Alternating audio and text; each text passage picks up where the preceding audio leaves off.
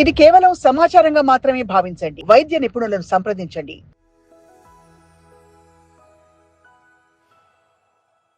ముఖ్యంగా డయాబెటీస్ పరంగా ఎలాంటి సమస్యలు వస్తాయండి? నార్మల్గా షుగర్తో ఒక 10 ఇయర్స్ బాధపడిన వాళ్ళకి, అంటే షుగర్ వచ్చి మనకు ఒక 10 ఇయర్స్ దాటింది అంటే కంటికి అందాల్సినటువంటి రక్త సరఫరా అనేది సరిగా జరగదు. కంటి చూపుకి సంబంధించి ఇంకా ఏ సమస్యలు వస్తూ ఉంటాయండి? మీరు ఆప్థాల్మాలజీలో స్పెషలైజ్ చేశారు కాబట్టి. నార్మల్గా కళ్ళు డ్రై అవుతున్నాయి అంటే 2 రీజన్స్. ఒకటి, మనకి కంట్లో ఉన్నటువంటి గ్లాండ్యులర్ సీక్రెషన్స్ యొక్క సీక్రెషనే సరిగా లేకపోవడము. ఎక్కువ లైటింగ్కి మనం ల్యాప్టాప్ ముందు ఒక 8 to 10 అవర్స్ కూర్చున్నామంటే మనది ఎక్కువ అబ్జార్ప్షన్ అవుతుంది.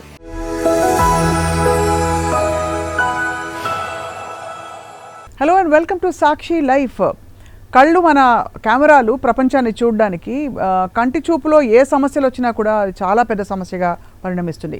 ముఖ్యంగా డయాబెటీస్, షుగర్ ఉన్న వాళ్ళకి కంటి చూపు మందగించడం మొదలుకొని అనేక సమస్యలు వస్తుంటాయి. దీనికి హాలిస్టిక్ కేర్ ఎక్కడుందంటే ఆయుర్వేదంలో ఉందని చెప్పి పెద్దలు చెప్తుంటారు. ఇవాళ మనతో పాటు ఉన్నారు ఆయుర్వేదిక్ ఆప్థాల్మాలజిస్ట్ డాక్టర్ సుచిత గారు. వారితో మాట్లాడబోతున్నాం. ఎలాంటి సమస్యలు వస్తాయి, వాటికి చికిత్స ఏమిటని చెప్పి. ఆయుర్వేదిక్ ట్రీట్మెంట్ అంటేనే హాలిస్టిక్, అంటే ప్రకృతి నుంచి మొత్తం వైద్యం చేసుకుంటూ వస్తారు. కానీ కంటి చూపుకి ముఖ్యంగా డయాబెటీస్ పరంగా ఎలాంటి సమస్యలు వస్తాయండి? నార్మల్గా షుగర్తో ఒక 10 ఇయర్స్ బాధపడిన వాళ్ళకి, అంటే షుగర్ వచ్చి మనకు ఒక 10 ఇయర్స్ దాటింది అంటే ఆ షుగర్ వల్ల కంటికి అందాల్సినటువంటి రక్త సరఫరా అనేది సరిగా జరగదు. ఎందుకంటే షుగర్లోనే రక్తం అనేది థిక్గా అవ్వడము, రక్త నాళాల్లో హోల్స్ లాగా అయిపోయి లీకేజెస్ అవ్వడం అనేది కామన్గా అందరికీ తెలిసిన విషయమే. దీనివల్ల కంటికి అందాల్సినటువంటి రక్త సరఫరా, అంటే కంట్లో ఉన్నటువంటి సన్నటి క్యాపిలరీస్ అంటాం అనమాట మనము, అవి రెటీనాకి సప్లై చేస్తూ ఉంటాయి బ్లడ్ని. సో వాటిల్లో సర్క్యులేషన్ అనేది సరిగా అందకపోవడం వల్ల కళ్ళు మెల్లమెల్లగా డ్యామేజ్ అవుతాయి. సో అందరికీ అర్థమయ్యేటట్టు చెప్పాలి అంటే, ఇప్పుడు మీరు అన్నట్టుగా ఇంతకుముందు కంటిని కెమెరాతో పోలుస్తాం. సో ఎలా అయితే బయట గ్లాస్ ఉంటుందో మనకి కనిపించే నల్లగుడ్డు తెల్లగుడ్డు అట్లా గ్లాస్ లాగానే ఉంటుంది. ఈవెన్ నల్లగుడ్డు అనేది మన వాచ్ మీద పై పొరలాగా అనమాట. సో వెనక వచ్చేసి మనకి లెన్స్, నార్మల్గా మనకి కెమెరాలో లెన్స్ లాగానే లెన్స్ ఉంటుంది. ఆ లెన్స్నే మనం క్యాటరాక్ట్లో చేంజ్ చేస్తూ ఉంటాం లెన్స్ ఏజ్డ్ అయిపోయినప్పుడు. దాని వెనక ఫిల్మ్ లాగా మనకి రెటీనా ఉంటుంది అనమాట. సో ఆ ఫిల్మ్ ఉంటేనే మనం తీసిన పిక్చర్ అనేది ఎలా అయితే మనకి కనిపిస్తుందో కెమెరాలో, మనకి రెటీనా సరిగా వర్క్ చేస్తేనే మనం చూసే అటువంటి పిక్చర్ అనేది సరిగా ఉంటుంది మనకి.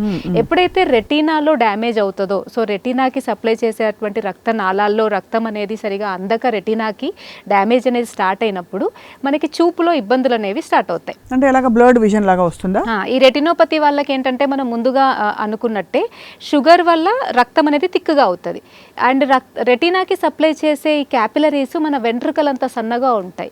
దానివల్ల ఈ తిక్కుగా ఉన్న రక్తము సరిగా అందదన్నమాట రెటీనాకి. అందువల్ల రెటీనాలో ఉన్న ఆ నర్వ్ సెల్స్కి సరి అయినటువంటి రక్త సరఫరా అందకపోవడం వల్ల కొన్నిసార్లు అవి చనిపోతాయి, కొన్నిసార్లు సక్రమంగా పనిచేయకపోవడం వల్ల మనకి చూసే చూపులో అంటే కొన్ని డార్క్ ఏరియాస్, మీ ఫేస్ చూసామనుకోండి, కళ్ళు కనిపించే వాళ్ళకి అక్కడ నల్లగా, కొంత ముక్కు కనిపించకపోవచ్చు, ఫేస్లో కొన్ని ఏరియాస్ కనిపించవు. చూసే ఫీల్డ్ ఆఫ్ విజన్లో, అంటే మనం చూసే ఒక పర్టికులర్ ఏరియాస్లో కొన్ని కనిపిస్తాయి, కొన్ని దగ్గర నల్లగా, అంటే అక్కడ వాళ్ళకి ఎంత నర్వ్ ఏరియా డ్యామేజ్ అయింది అన్న దాన్ని బట్టి ఉంటుంది. అండ్ కొంతమందికి ఏమో మీరు అడిగినట్టు అంతా కనిపిస్తుంది, కానీ అంతా బ్లర్గా కనిపిస్తుంది. రైట్. మరి దీనికి అంటే టిపికలీ రెటినోప్లాస్టీ అంటారా? ఏమే సర్జరీలు చేస్తారు? ఇది రెటినోపతి. నార్మల్గా అంటే రెటీనాకి వచ్చే బ్లడ్ వెజల్స్లో వచ్చే ఇన్ఫ్లమేషన్స్, అంటే ఏమంటారు లీకేజెస్ అండ్ సర్క్యులేషన్ సరిగా లేకపోవడం వల్ల రెటీనా నర్వ్ సెల్స్ డ్యామేజ్ అవ్వడం. సో దీనికి కన్వెన్షనల్ మెథడ్ ఆఫ్ ట్రీట్మెంట్స్లో ఏంటి అంటే, ఒక్కొక్కసారి ఇప్పుడు మనకి బ్లీడ్ అవుతుంది. నేను చెప్పాను కదా, బ్లడ్ వెజల్స్ లీక్ అవడం వల్ల బ్లడ్ వస్తుంది అనమాట మొత్తం. కానీ మనకి వెనక విట్రియస్ జెల్ అనేది క్లియర్గా ఉండాలి, ఉంటేనే మనం చూడగలుగుతాం విజన్ అనేది. ఎప్పుడైతే ఈ బ్లీడ్ అందులో ఉంటుందో వాళ్ళకి ఫ్లోటర్స్ లాగా, అంటే నల్లటి వలయాల్లాగా, దోమల్లాగా, ఈగల్లాగా వాళ్ళకి బయట ఉన్నాయి అనిపిస్తుంది, కానీ లోపల ఆ బ్లీడింగ్ అట్లా వాళ్ళకి ఎటు చూస్తే అటు మూవ్ అవుతూ ఉంటుంది. సో దానికి లేజర్ ట్రీట్మెంట్స్ చేసుకుంటారు. ఎందుకంటే ఆ లీకేజెస్ని ఎలా అయితే మనం వెల్డింగ్ ఫిల్ చేస్తుందో, ఈ లేజర్ ట్రీట్మెంట్ కూడా బ్లడ్ వెజల్ ఎక్కడెక్కడ లీకేజ్ ఉంటుందో దాంతో ఫిల్ చేస్తారు, బ్లడ్ వెజల్ని క్లోజ్ చేస్తారు, లీకేజ్ అయ్యే ప్లేసెస్, దాన్ని లేజర్ ట్రీట్మెంట్ అంటారు. ఇంకొకటి ఇంజెక్షన్స్ ఇస్తారు. ఎప్పుడైతే మ్యాసివ్గా బ్లీడ్ అవుతుందో అవాస్టిన్, ల్యూసెంటిస్ లాంటి ఇంజెక్షన్స్ ఇస్తారు. ఎందుకు అంటే ఈ షుగర్ పేషెంట్స్కి బ్లడ్ సర్క్యులేషన్ సరిగా వెళ్ళకపోవడం వల్ల రెటీనాలో ఏమవుతుందంటే కొల్లాటరల్స్ స్టార్ట్ అవుతాయి. ఎక్కడైనా మనకి రక్త సరఫరా ఒక పర్టికులర్ ఆర్గానికి అందకపోతే మన బాడీ ఏం చేస్తుందంటే పెరిఫెరల్గా చిన్న రక్తనాళం ఇక్కడ బ్లాక్ అయింది అనుకోండి, మెయిన్ వెజల్ పక్క నుండి ఇంకొక రక్తనాళం అనేది క్రియేట్ చేస్తుంది. బట్ అవి చాలా డెలికేట్గా ఉంటాయి, అప్పుడే ఉంటాయి కాబట్టి ఎక్కువ ఫ్లో బ్లడ్ వచ్చినా లేదన్నా ఏదైనా ప్రెషర్గా మనం తుమ్మినా దగ్గినా కూడా అవి రప్చర్ అవుతాయి. సో అలా బ్లడ్ వెజల్ రప్చర్ అయినప్పుడు అక్కడ మొత్తం ఇన్ఫ్లమేషన్ అదంతా వస్తుంది. సో అది తగ్గించడానికి ఇంజెక్షన్స్ ఇస్తారు. కొత్త బ్లడ్ వెజల్స్ ఫామ్ అవ్వకుండా ఉండడానికి ఇంజెక్షన్స్ ఇస్తారు. ఇది కన్వెన్షనల్ మెడిసిన్ అండి, కన్వెన్షనల్ మెథడ్ ఆఫ్ ట్రీట్మెంట్ లో ఇది చేస్తారు.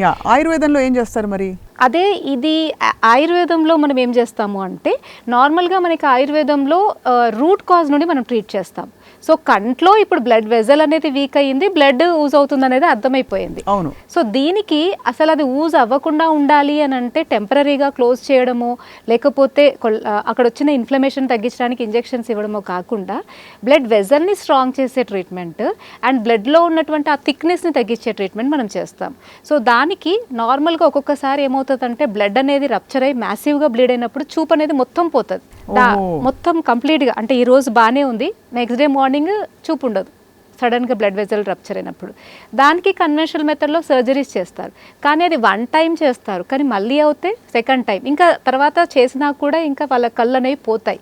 ఇలా మన దగ్గరికి చాలామంది ఒక కన్ను పోయినాక ఇంకో కన్ను కోసం వస్తారనమాట. ఎందుకంటే వాళ్ళు ట్రీట్మెంట్ చేయించుకున్నా కూడా చూపు కోల్పోయారు కాబట్టి ఇంకా ఏదన్నా ఉందా అని ఆల్టర్నేట్లో సర్చ్ చేస్తారు.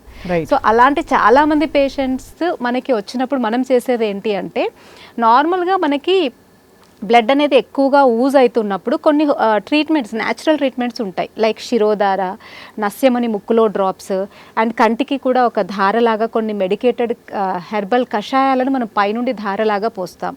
సో దానివల్ల బ్లీడింగ్ అనేది ఫస్ట్ స్టాప్ అవుతుంది, ఆ తర్వాత ఆ బ్లీడింగ్ అనేది అబ్జార్బ్ అవుతుంది. అండ్ మనం వేసే కొన్ని రకాల మెడిసిన్ ముక్కు ద్వారా కంటికి అండ్ వెళ్తుంది కాబట్టి అక్కడ ఉన్నటువంటి బ్లడ్ వెజల్ యొక్క స్ట్రక్చర్ మళ్ళీ నార్మల్ అవ్వడానికి ఇది తొందరగా హెల్ప్ అవుతుంది. కానీ అంత అక్యూట్ పరిస్థితి వచ్చాక కూడా మరి ఇది కొంచెం టైం పట్టే ట్రీట్మెంట్స్ కదా ఇవి? అంటే మల్టిపుల్ సెషన్స్. నార్మల్గా ఏంటి అని అంటే ఇది అక్యూట్గా మనకు వస్తే విత్ ఇన్ సెకండ్ సెషన్ నుండే వాళ్ళకి ఇంప్రూవ్మెంట్ కనిపిస్తుంది. ఎలా తెలుస్తుంది ఇంప్రూవ్మెంట్ ఉంది? నార్మల్గా మనకి స్నెలన్ అంటే విజువల్ చార్ట్ ఉంటుంది కదా, స్నెలన్స్ చార్ట్ అని చెప్పేసి మనకి కళ్ళద్దాల కోసం వెళ్ళినప్పుడు చదివిపిస్తారు కదా. సో అది మనం చదివిపిస్తాం ఫస్ట్ వాళ్ళకి ఎంత కనిపిస్తుంది ఏంటి అన్నది. ఇంకొకటి ఫండస్ కెమెరా అని ఉంటుంది. నార్మల్గా మనం ఫండస్ కెమెరా తోటి ఎగ్జామిన్ చేస్తే రెటీనాలో బ్లీడింగ్ ఎంత ఉంది, నెక్స్ట్ డేకి ఎంత తగ్గింది అనేది మనకి కనిపిస్తుంది, ఫోటో అనమాట. నార్మల్గా ఏంటంటే మనము రెటీనాని ఫండస్ కెమెరా ద్వారా తీస్తే లోపల మ్యాసివ్ బ్లీడింగ్ ఉంటుంది. ఈ రోజు బ్లీడింగ్తో వచ్చారనుకోండి, ఆ బ్లీడింగ్ అంతా మనకి కనిపిస్తుంది. నెక్స్ట్ 2 days తర్వాత మనం చూసినప్పుడు దాని సైజ్ తగ్గుతుంది. చేసిన తర్వాత నేత్రధార, శిరోధార, ఇంటర్నల్ గా కూడా బ్లడ్ ని అబ్జార్బ్ చేసే మెడిసిన్, బ్లడ్ ని అంటే ఏమంటారు తొందరగా రీఅబ్జార్బ్ చేసే మెడిసిన్ మనం ఇస్తాం. అంటే ఇంటర్నల్ గా చేస్తాము, ఎక్స్టర్నల్ గా చేస్తాం. మీరు చెప్పిన ఇలాగా ఈ ఆకారాలు కదులుతున్న ఈ ఫ్లోటస్ అంటారు కదా, వాటిని మామూలుగా కూడా చాలా మందికి అది అవుతూ ఉంటుంది. నార్మల్గా ఐస్ డ్రై అయి ఉన్న వాళ్ళకి, లోపల విట్రియస్ జెల్ డీజనరేట్ అయిన వాళ్ళకి కొన్నిసార్లు ఏజ్తో పాటు విట్రియస్ జెల్ డీజనరేట్ అవుతుంది. కొన్నిసార్లు క్రానిక్ స్ట్రెస్తో బాధపడుతున్న వాళ్ళకి మాల్ నరిష్మెంట్ వల్ల, అంటే బాగా స్ట్రెస్ ఉన్నప్పుడు బ్రెయిన్కి టువర్డ్స్ బాగా సర్క్యులేషన్ అవసరం, టువర్డ్స్ ఐస్ కావచ్చు, టువర్డ్స్ బ్రెయిన్ కావచ్చు, కానీ అంత ఇయ్యలేకపోయినప్పుడు వాళ్ళకి క్రానిక్ స్ట్రెస్లో కొంతమందికి ఫ్లోటర్స్ అనేవి నార్మల్గా ఉంటాయి. ఎవరైతే సర్జరీ చేయించుకుంటారు కదా, నార్మల్గా మనకి ఇప్పుడు మయోపియా ఉంటుంది కదా, అంటే అద్దాల సమస్య, దానికోసం ఎవరైతే లేజర్ ట్రీట్మెంట్స్ అవి చేయించుకుంటారో వాళ్ళకి కూడా ఈ విట్రియస్ జెల్లో అబ్నార్మాలిటీస్ వల్ల ఈ ఫ్లోటర్స్ ఉంటాయి. ఎక్కువగా మనకి రెటినల్ ప్రాబ్లమ్స్లో కనిపించేవి మాత్రం కొంచెం ఎక్కువ ఫ్లోటర్స్, అంటే ఎక్కువ డిస్టర్బెన్స్ అయ్యేంత ఫ్లోటర్స్ ఉంటాయి ఈ అన్ని కండిషన్స్లో. కంటి చూపుకి సంబంధించి ఇంకా ఏ సమస్యలు వస్తూ ఉంటాయండి? మీరు ఆప్థాల్మాలజీలో స్పెషలైజ్ చేశారు కాబట్టి, ఉదాహరణకి డ్రై ఐస్, పూర్వం అంటే చెవుల్లో, ముక్కులో, కళ్ళలో ఇలా నూనెలు వేయడాలు అవన్నీ చేసేవాడు. ఇప్పుడు ఆ కైండ్ ఆఫ్ లూబ్రికేషన్ ఉండట్లేదు. So what is the best way for dry ice, allergy ice వీటన్నిటికీ? నార్మల్గా కళ్ళు డ్రై అవుతున్నాయి అంటే 2 రీజన్స్. ఒకటి మనకి కంట్లో ఉన్నటువంటి గ్లాండ్యులర్ సీక్రెషన్స్ యొక్క సీక్రెషనే సరిగా లేకపోవడము, 2 ఎక్కువగా ఎవాపరేట్ అవ్వడం. నార్మల్గా ఇప్పుడు అందరం కూడా ఎక్కువగా ఎలక్ట్రానిక్ గాడ్జెట్స్ని ఎక్కువగా యూజ్ చేయడం, స్క్రీన్ టైం పెరిగిపోవడం వల్ల ఆ హీట్ వల్ల అది ఎక్కువ అబ్జార్ప్షన్ అనేది అవుతుంది. ఒకప్పుడు మీరు ఆయిల్స్ వేయడము ఇవన్నీ పక్కన పెడితే ఎవరు కూడా ఇంత లైటింగ్ బ్రైట్ లైట్స్లలో ఉండడం కావచ్చు, లేకపోతే ఇట్లాంటి టీవీస్ కావచ్చు, ఫోన్స్ కావచ్చు, గంటల తరబడి వాడడం కావచ్చు చేసేవాళ్ళు కాదు. కాబట్టి అబ్జార్ప్షన్ అయ్యిందంతా బాగానే ఉండేది. కానీ ఇప్పుడు ఏంటంటే ఎక్కువ ఎవాపరేషన్ అయిపోతుంది. ఏసీలలో ఉంటే ఎక్కువ టియర్ ఫిల్మ్ ఎక్కువ ఎవాపరేట్ అవుతుంది. ఎక్కువ లైటింగ్కి మనం ల్యాప్టాప్ ముందు ఒక 8 to 10 hours కూర్చున్నామంటే మనది ఎక్కువ అబ్జార్ప్షన్ అవుతుంది టియర్ ఫిల్మ్. అండ్ ఎక్కువ ఎండకి హాట్ హెయిర్కి ఎక్కువ ఉన్నా కూడా ఎక్కువ అబ్జార్బ్ అవుతుంది. సో ఈ కండిషన్స్ అన్నిటిలో మనము కొన్ని లైఫ్ స్టైల్ చేంజెస్ చెప్తామన్నమాట. అంటే ఫుడ్లో ఎక్కువ గీ అండ్ బటర్ లాంటివి తీసుకోవడము, అండ్ ఎవ్రీ 20 minutesకి ఒకసారి అన్నా జస్ట్ ఒక 20 seconds అన్నా బ్లింక్ చేయమని, ల్యాప్టాప్ కావచ్చు, ఫోన్ కావచ్చు, అట్లా చూస్తున్నప్పుడు గుర్తుపెట్టుకొని. చాలామంది ఏంటంటే ఏదైనా వర్క్ సీరియస్గా చేస్తున్నప్పుడు మర్చిపోతారు బ్లింక్ చేయడం కూడా. సో అట్లా బ్లింకింగ్ అనేది చేస్తూ ఉండడము ఇది ఇన్స్టాంట్గా చేయాల్సింది. బట్ నార్మల్గా అయితే మనము బాడీ పరంగా అయితే కొంచెం అబ్జార్ప్షన్ని పెంచే అటువంటి ట్రీట్మెంట్ చేస్తాం. అంటే గ్లాండ్యులర్ సిక్రెషన్స్ సరిగా ఉండడానికి. ఎవరికైతే అసిడిటీ ఉంటుందో, గ్యాస్ట్రిక్ ప్రాబ్లమ్స్ ఉంటుందో వాళ్ళకి ఇంక డ్రై అయ్యి ఎక్కువ ఉంటుంది, ఎందుకంటే సీక్రెషన్స్ ఉండకపోవడం వల్ల. రైట్.